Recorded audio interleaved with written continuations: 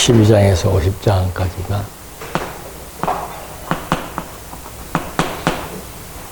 언약 개성, 출애굽기, 뭐 번성,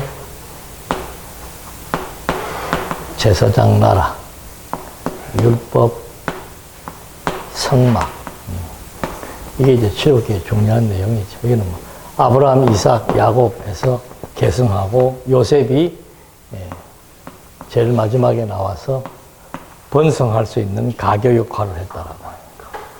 그러니까 이제 강의를 들으시면서도 계속 이것이 어떻게 연결이 되는지에 주목을 하시는 게 좋습니다.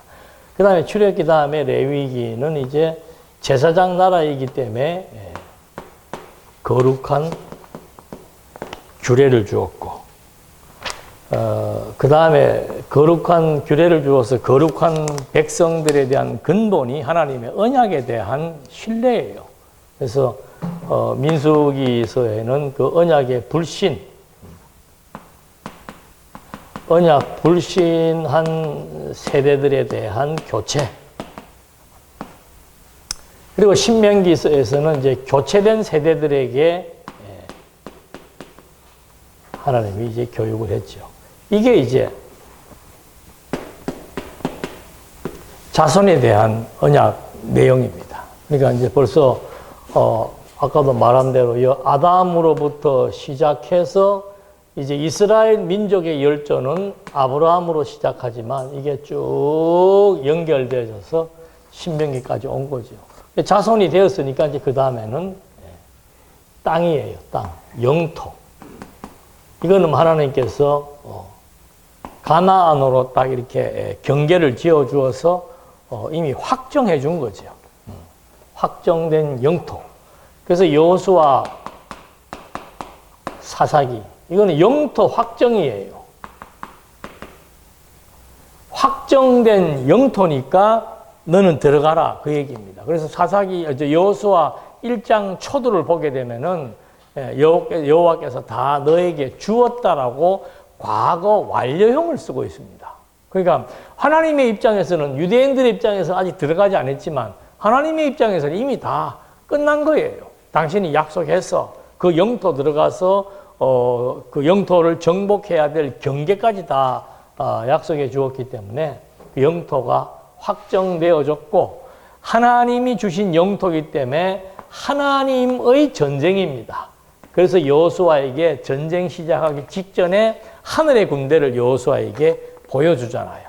그래서 실제로 사람이 볼 때는 여호수아가 군대 장관이 되어서 백성들을 인도한 것처럼 보이지만 실제로 그 전쟁은 하나님의 천사들에 의해서 전쟁을 승리하게 된다.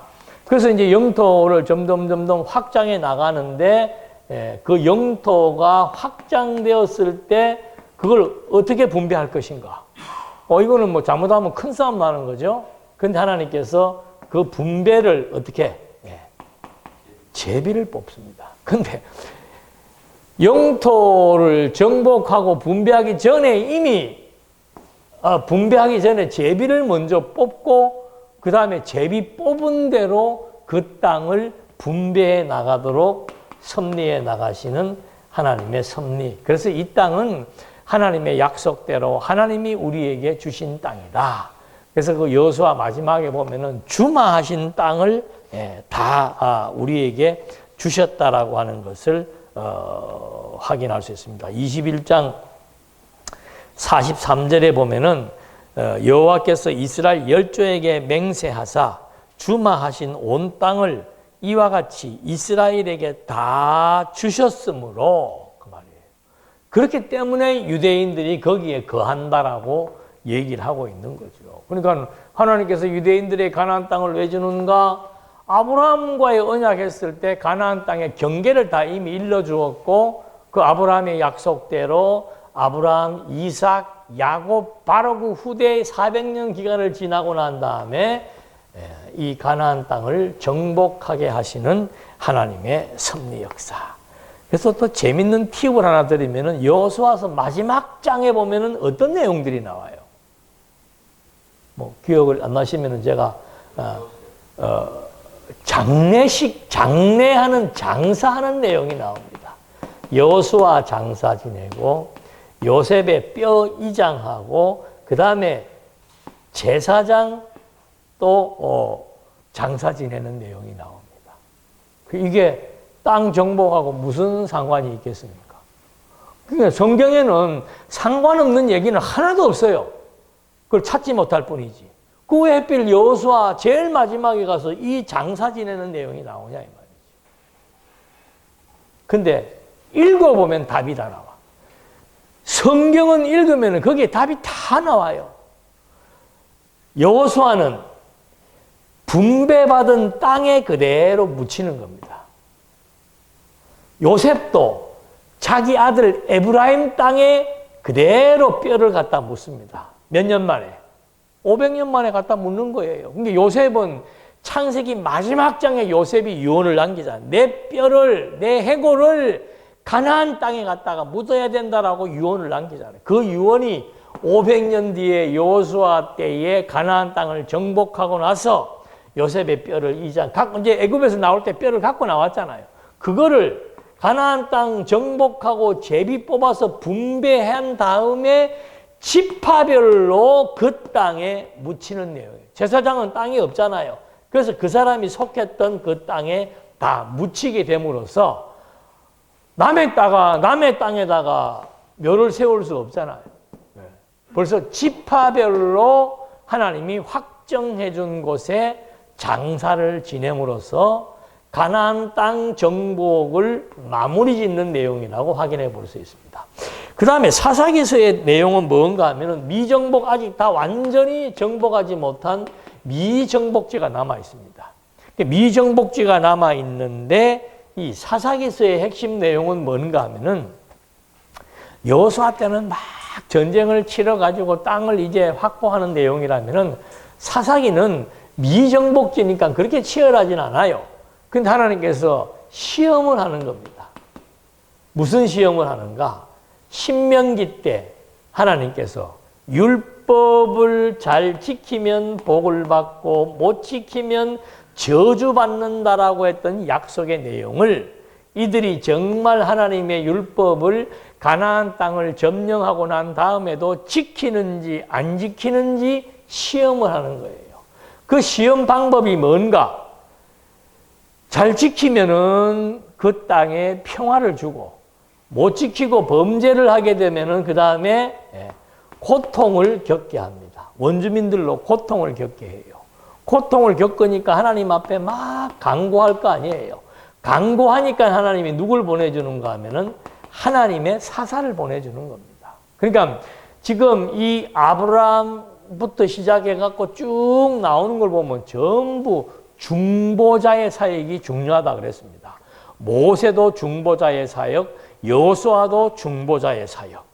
그래서 하나님과 이스라엘 백성들 간의 사이에서는 중보자가 굉장히 중요합니다. 그래서 그 중보자의 중보자의 그 직임자를 세울 때는 반드시 올리브 기름을 붓는 의식을 행하는 거예요.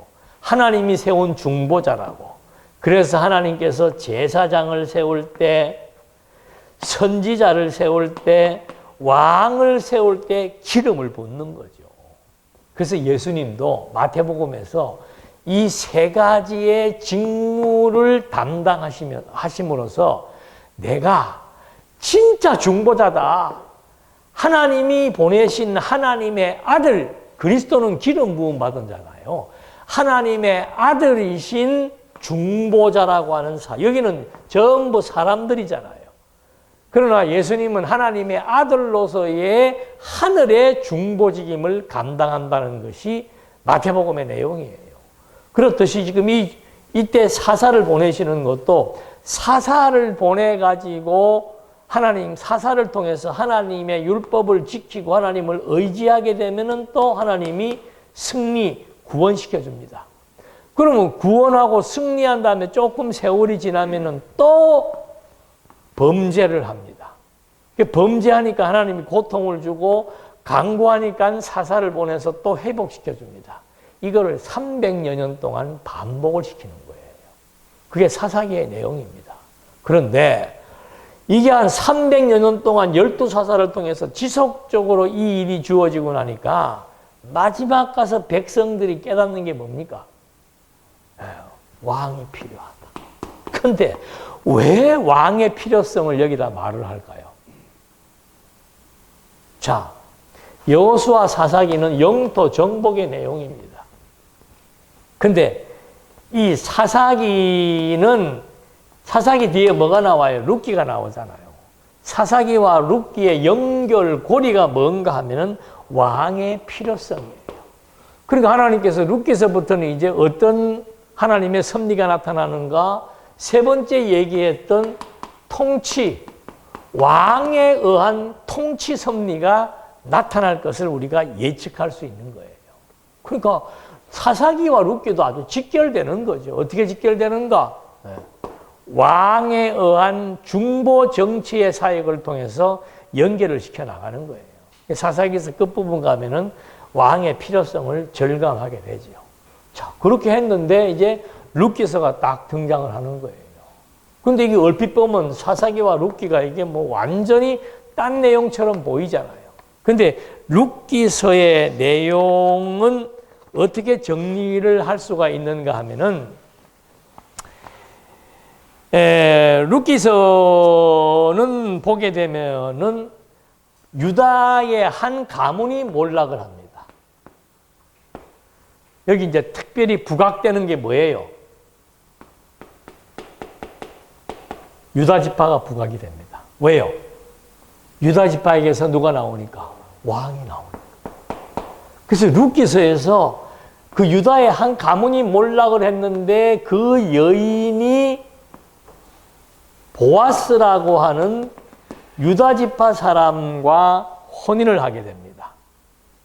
그리고 마지막 사장에 가서 외치는 소리가 뭔가 하면 우리 집, 우리 가문을 베레스의 집처럼 해달라. 베레스는 누군가? 여기 야곱 댁 가는 게 베레스예요. 야곱의 아들이 있었는데 아들이 다 죽으니까 며느리에게 계대 결혼을 시켜주겠다고 해놓고서는 야곱이 그걸 어기니까, 유다가 그걸 어기니까, 아니지, 야곱이지. 야곱이 그 약속을 어기니까 야곱의 며느리가 유다와, 이제 깜빡깜빡하네. 유다와 시아버지하고 동침을 해가지고 나온 아들이 베레스예요. 그런데 이 베레스가 윤리적으로 보면 부적절한 아들이지만 왜 여기에서 사람들이 룻이 베레스의 집처럼 해달라는 얘기를 했는가? 그거는 완전히 혈통에 대한 계승을 의미하는 겁니다. 하나님의 약속, 혈통에 대한 생육, 번성, 혈통, 유다 지파에 대한 혈통이 계승돼야 된다는 걸 의미하는 거예요. 그래서 진짜로 이 모압 여인 룻이 보아스와 혼인을 해가지고는 사장에 가장 중요한 뭐가 나와요? 족보. 여기에서는 이제 유다의 족보가 나옵니다. 성경이 여기까지 올 때 보면은 아담의 족보가 나왔어요. 그 다음에 노아의 세 아들의 족보가 나왔는데 셈의 족보가 11장에 나왔습니다. 거기에서 아브라함과의 연결성을 찾았죠. 그리고는 이제 이렇게 번성하고 해왔는데 룻기서에 와서 이제 여기서부터 유다 지파가 부각되기 시작하는 거예요. 왜?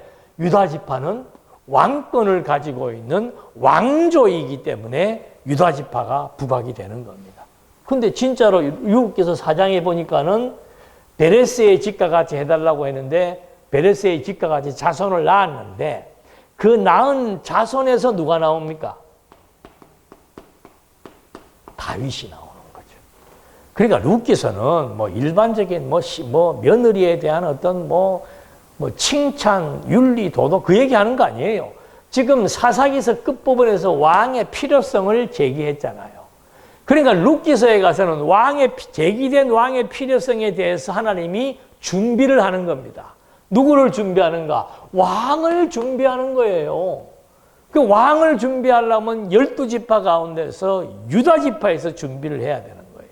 그래서 유다 지파의 한 가문이 몰락했지만 몰락된 가문의 대를 도리어 잇게 해서 그 대에서 다윗이 출생하게 된다는 말을 해주고 있는 겁니다. 그렇게 해서 룻기서가 끝이 나는 겁니다. 그래서 룻기서는 왕에 대한 준비입니다. 왕에 대한 준비. 그래서 룻기서부터는 이제 통치 섭리 역사가 전개되게 되는 거죠. 진짜로 룻기서가 끝나고 나니까 뭐가 나와요? 사무엘서가 나와. 사무엘상은 누구에 대한 얘기입니까? 사울에 대한 얘기. 사무엘하는 다윗에 대한 얘기. 이거 신기하지 않습니까? 왜 사울에 대한 얘기를 먼저 하고 또 이렇게 사울을 여기다 등장시키는 이유가 도대체 뭔가? 딱 두 가지입니다. 사울은 유다 지파가 아니기 때문에 왕의 정통성이 없다. 두 번째, 이 나라는 어떤 정치 형태를 띠는가? 신정정치다. 하나님에 의해서 왕이 다스림을 받고 하나님의 다스림을 받는 왕이 백성들에게 하나님의 뜻으로 통치해 나가는 신정통치. 그래서 이 열왕기 상에서 제일 중요한 요절을 찾는다면은 10장 19절이에요. 이거는 무슨 얘기인가 하면 사울을 왕으로 세우고 난 다음의 얘기입니다. 너희는 너희를 모든 재난과 고통 중에서 친히 구원하여 내신 너희의 하나님을 오늘 버리고, 이 말이에요. 하나님을 버리고 이르기를 우리 위에 왕을 세우리라 하는도다. 그러니까 자기들이 세웠던 사울은 하나님의 섭리를 다 청산해버리고 이제는 우리가 왕을 세워서 우리가 이 나라를 다스리며 우리가 나라를 이끌어 나가겠다라고 하는 완전히 신정정치, 신본주의 정치가 아니고 인본주의 정치의 출발점으로 사울을 삼았기 때문에 하나님께서 사울을 나중에 이렇게 비참하게 다 꺾어버리는 거예요. 그래서 백성들에게 사울을 먼저 왕으로 세워서 이 정치 형태와 왕의 정통성을 제시해 줌으로써 다윗은 어떤 존재인가? 유다 지파의 혈통을 따라서 왔고 다윗은 하나님이 지명해서 하나님이 기름을 붓고 하나님이 다스려 나가시는 그런 신정정치를 해나갈 수 있는 정통성이 있는 왕이다. 그걸 지금 보여주는 겁니다. 그렇게 세워놓고서는 사무엘하 7장 16절 하에서는 이게 제일 중요하죠. 다윗을 왕으로 세워놓고 하나님이 뭐라고 약속을 하는가 하면은 내 집과 내 나라가 내 앞에서 영원히 보존되고, 그러니까 다윗의 집, 다윗의 나라, 이거는 영원히 보존된다. 그리고 너의 왕위가 영원히 견고하리라. 이 말을 왜 했을까요? 하나님 언약에 대한 절대성을 여기서 보여주는 겁니다. 그 다음에 또 하나 재밌는 것은 이 다음에 나오는 내용이 뭐예요? 이 다음에 나오는 내용이 왕조의 반란입니다. 이 다음에 나오는 내용이 남북이 분열되어지는 거예요. 근데 분열되어지는데 여로보암이 10지파 반을 데리고 북쪽으로 올라가 버립니다. 그러니까 이거는 무슨 죄예요? 이 죄는. 이게 무슨 죄예요? 하나님 볼 때 이건 무슨 죄입니까? 그렇죠. 하나님의 언약의 왕조를 벗어나서 여로보암지가 스스로 왕이 된 겁니다. 사울도 그래서 하나님이 제거시켜버리는 거예요. 그런데 여로보암이 한 100년쯤 지나고 나니까 여로보암이 나타나가지고는 자기가 모셨던 솔로몬의 아들을 받들지 아니하고 그 아들 르호보암이 공의로운 정치를 못한다고 해서 발랄을 일으켜서 스스로 왕이 되었던 역사. 자, 이렇게 되었을 때 르호보암은 불안합니까? 안 불안합니까? 불안하죠. 왜 불안하겠어요? 이쪽은 숫자가 10집 많은 정도, 10배가 많은 거예요. 10배가. 우리가 인생을 살면서 모든 것을 판단하고 측정할 때 뭐로 해요? 다 숫자로 하잖아. 숫자 때문에 좋았다가 숫자 때문에 힘들어지는 거예요. 이 다윗도 나중에 백성들 숫자 세다가 백성들이 얼마나 많이 죽었습니까? 여러분들 교인들 숫자 세지 마세요. 네. 그거 아무런 의미 없는 거라니까. 그 숫자라고 하는 것은 우리를 속이는 거예요. 숫자가 많고 적음이 중요한 게 아니고 내실이 중요해요. 내면이 중요한 거예요. 여기도 마찬가지입니다. 지금 르호보암이 불안해 발수할 때 왜? 10집파 반이 떠나가 버렸으니까. 다 갔다는 거예요. 다. 전 교인이 다 나갔다는 얘기야. 남아있는가 몇 명 남아있다는 거예요. 좌절하고 실망하고 불안하고 초조할 수밖에 없죠. 그때 아버지 솔로몬이 아들 르호보암에게 해주는 얘기가 뭐겠습니까? 그게 잠언이에요. 네. 그 잠언의 내용이 뭔가? 음녀를 멀리해라. 음녀가 뭔가? 이게 음녀예요. 여로보암이 음녀예요. 하나님의 뜻을 완전히 저버리고 저 좋은 대로 살아가는 여자, 거기다 비유를 해버리는 거예요. 그 다음에 르호보암에게는 무슨 일? 너는 지혜가 제일 중요하다. 그게 무슨 말인가? 봐라. 아담으로부터 지금까지의 역사는 하나님의 언약대로 하나님이 섭리해 나가신다. 이걸 아는 게 지혜다. 이거 겁내지 마라. 너는 절대로 망하지 않는다.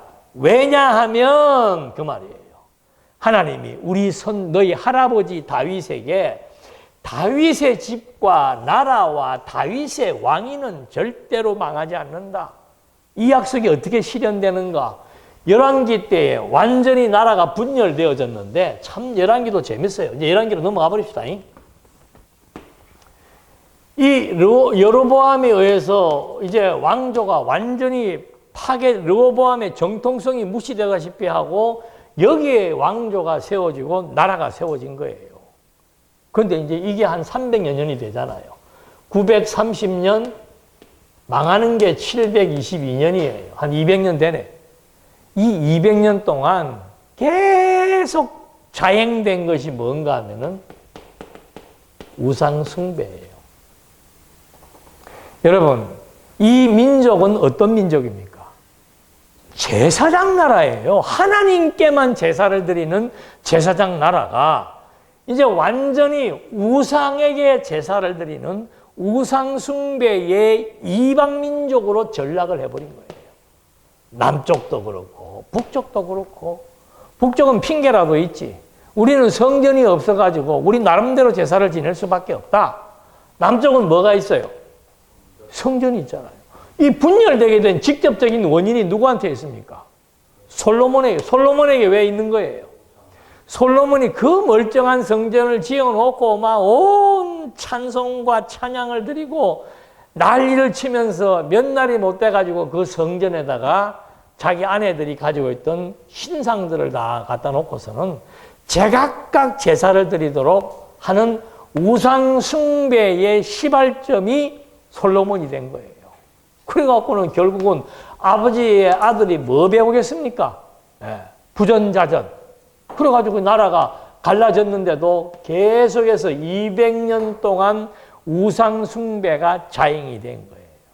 그런데 재밌는 것은 열왕기서의 그 재밌는 요절이 있습니다. 열왕기서의 그 핵심 요절은 뭔가 하면은 열왕기상의 11장 39절에 보면은 내가 이로 인하여라는 것은 이스라엘 남쪽 유다가 우상 숭배하는 행위를 말합니다. 이로 인하여 다윗의 자손을 괴롭게 할 터이나, 괴롭게는 한다는 거죠. 징계는 한다는 거죠. 그러나 영원히 하지는 아니하리라. 어느 순간 하고 끝낸다는 거죠. 그런데 북쪽은 이 우상 숭배를 어떻게 되는 겁니까? 722년도에 나라 자체가 없어져 버립니다. 왕조 자체가 다 없어져 버리는 거예요. 그냥 백성만 하나님이 나중에 돌아오게 하시는데 남쪽은 영원히 하지는 않겠다. 일시적으로만 하겠다. 그리고 열왕기하 17장 18절에 보면은 여호와께서 이스라엘을 심히 놓아사 그 앞에서 제하시니 이 지금 이 범죄 사항에 대해서 하나님께서 진노를 했는데 북쪽은 완전히 진노하고 남쪽 유다 지파 외에는 남은 자가 없느니라. 하나님 참 편파적이죠. 똑같이 범죄를 했는데 북쪽은 완전히 진멸을 하고 남쪽의 유다 지파는 남겨둔 거예요. 왜 남겨두었겠습니까?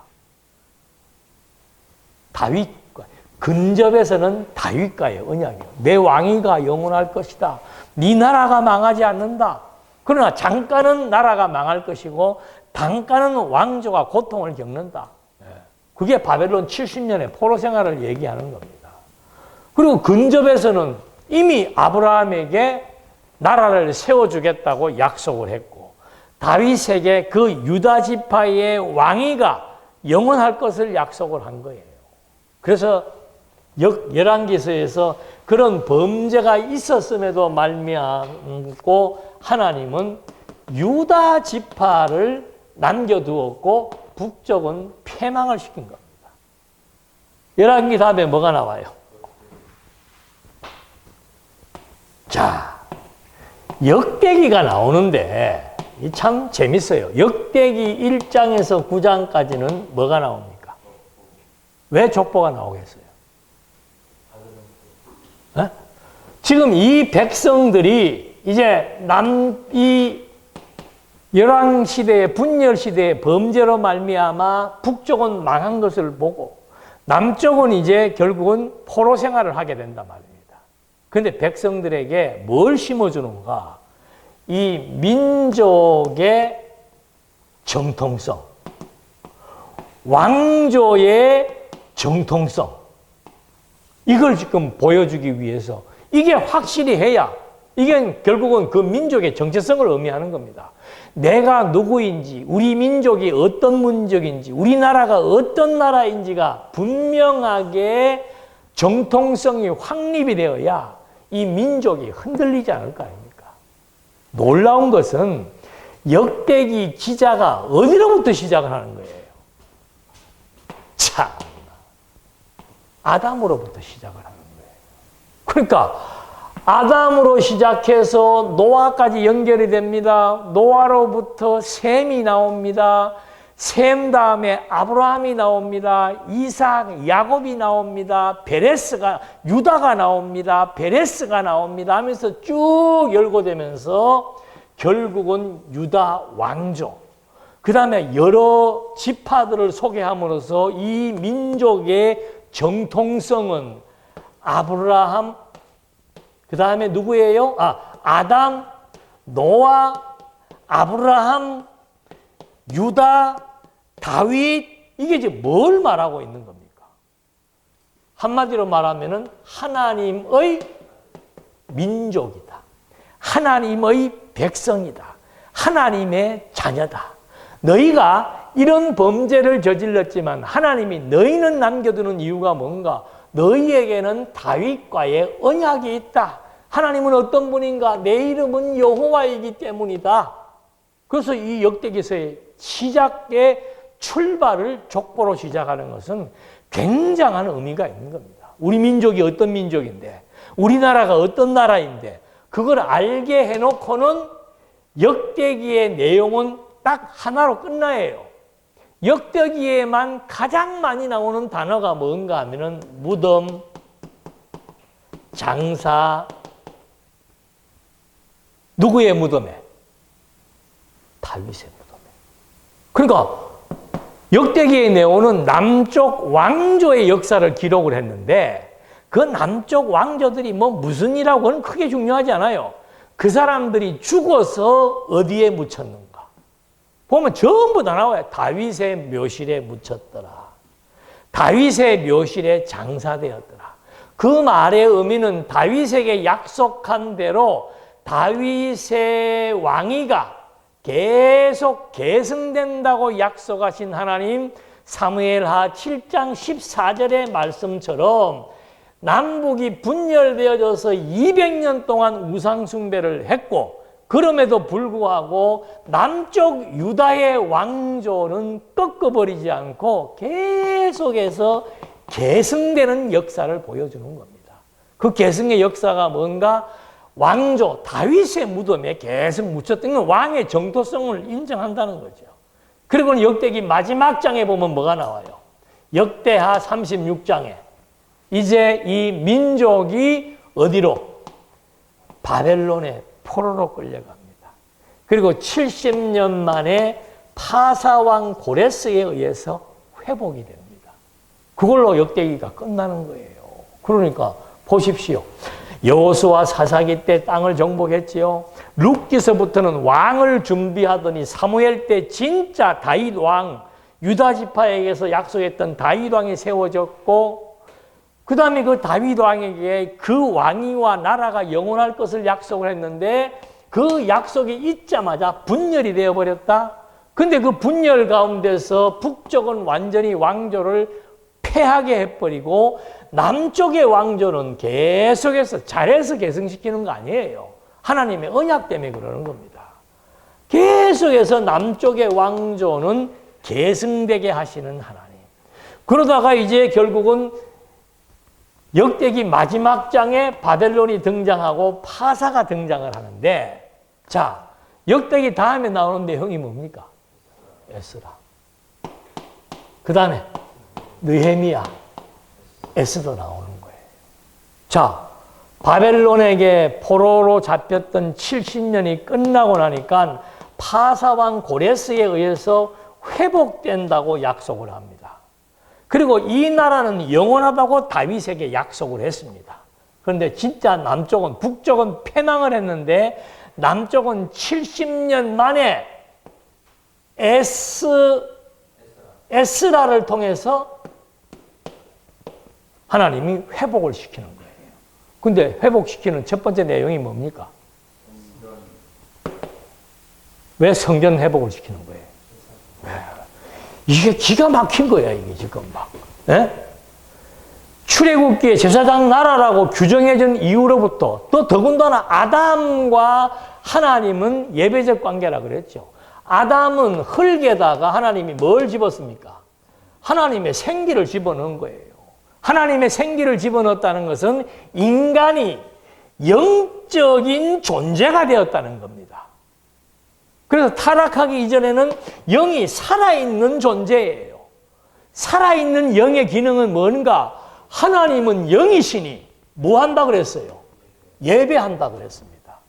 그러니까 살아있는 영적 존재는 당연히 나를 창조하신 하나님과 예배적인 소통과 관계가 이루어진다. 그거를 이스라엘 민족이 해방되고 난 다음에는 아예 제사장 나라라고 구체화시켜 준 거예요. 그리고는 포로로 잡혀갈 때 바벨론에게 제일 먼저 무너진 게 뭡니까? 성전 무너진 거예요. 그러니까 하나님과의 관계 단절시켜 버리겠다는 거예요. 성전이 무너지고 백성들이 흩어지고 왕들이 포로로 끌려가서 백성들이 보는 앞에서 눈이 뽑히는 처참한 어려움들을 겪게 했단 말입니다. 근데 하나님이 회복을 어떻게 시키는가? 성전부터 회복시키는 거예요. 이스라엘 민족의 정신은 성전에 있는 겁니다. 왜? 하나님의 언약 백성이기 때문에. 그래서 성전을 회복시키고 백성들을 모아놓고 율법을 양도시키잖아요. 백성들이 울잖아요. 더군다나 성전에 지대를 놓을 때 통곡을 하지 않습니까? 70년 동안 단절되었던 하나님과의 관계, 70년 동안 드리지 못했던 제사, 이게 얼마나 답답하고 어려운 심정이겠어요. 그러다가 회복되었을 때 성전의 지대가 놓일 때 나이가 많으신 분들은 통곡을 하고 젊은이들은 기뻐 노래하며 춤추는 그런 광경들. 왜? 이것이 이스라엘 나라 회복의 상징적 의미가 있는 거예요. 그런 다음에 느헤미야 때는 성전이 회복된 다음에 그 성전을 중심으로 이렇게 있는 성벽, 성곽을 무너진 것을 다시 수축하게 하는 겁니다. 이게 나라의 위상이에요. 그리고 이 성전을 재건할 때 학개서에도 나오고, 학개서가 나중에 예언사학 때도 하겠습니다만, 학개서가 중요한 이유 중에 하나는 뭔가 하면 거기에 스룹바벨, 유다 지파에게서 스룹바벨, 파사는 스룹바벨을 유다가 자기의 식민지이기 때문에 총독으로 세웠어요. 근데 학개서 2장 마지막 절에 보면은 하나님은 이 스룹바벨을 당신의 도장으로 인정을 해버린다 이 말입니다. 왕의 도장이에요. 그러니까 스룹바벨에게 하나님은 왕권을 주었다는 뜻이 되는 거예요. 파사왕은 총독으로 임명을 했지만 하나님은 이 스룹바벨이 유다 지파에게서 나온 총독이므로 왕으로 하나님이 인준해 준다 이 말입니다. 그리고 선지자 여호수아에게 금관을 씌우라 그래요. 여호수아에게 대제사장이 쓸 수 있는 금관을 씌워서 제사장이 복구가 됩니다. 그리고 학계 선지자뿐만 아니고 그 당시에 16명의 선지자들이 등장을 하잖아요. 이 선지자들은 전부 하나님의 선지자예요. 그러니까 신정국가의 특징은 뭔가? 중보자라 그랬습니다. 그 중보자의 직임은 뭔가? 세 가지예요. 왕과 제사장과 선지자인데 포로에서 회복되고 난 다음에 하나님이 하신 일이 뭔가? 성전을 세웠고 그 다음에 유다 지파의 스룹바벨을 하나님은 왕으로 인준해 주었고 제사장 여호수아를 통해서 제사를 집례하게 했고 선지자 학계 이하 16명의 선지자를 통해서 이 언약 백성들이 하나님과의 제사장 나라로서의 관계가 분명하다는 사실을 언급해 준 것. 이것이 지금 역사서 전체를 흐르고 있는 관통하는 개념이에요. 핵심 개념은 뭔가? 하나님의 무슨 나라? 하나님이 언약으로 세운 나라다 이 말입니다. 그 언약으로 세운 나라가 구체적으로 제사장 나라라고 얘기를 해주는 거죠. 왜? 하나님과 언약 백성들은 예배적 관계에 있기 때문에. 그래서 이것이 이제 구약 역사서의 핵심으로 이어져서 그 언약했던 나라의 세 가지 요소들, 국민과 국토와 국권이 어떻게 순차적으로 회복되어졌으며 한번 70년 뒤에 무너지고 난 다음에 어떻게 복구가 되었는지를 이제 에스라, 느헤미야, 에스더를 통해서 확인하게 된 것이죠. 그래서 역사서가 하나님의 언약을 중심으로 나라가 세워지고 보존되는 역사라고 하는 것을 한 번 더 확인한 겁니다. 기도하시겠습니다.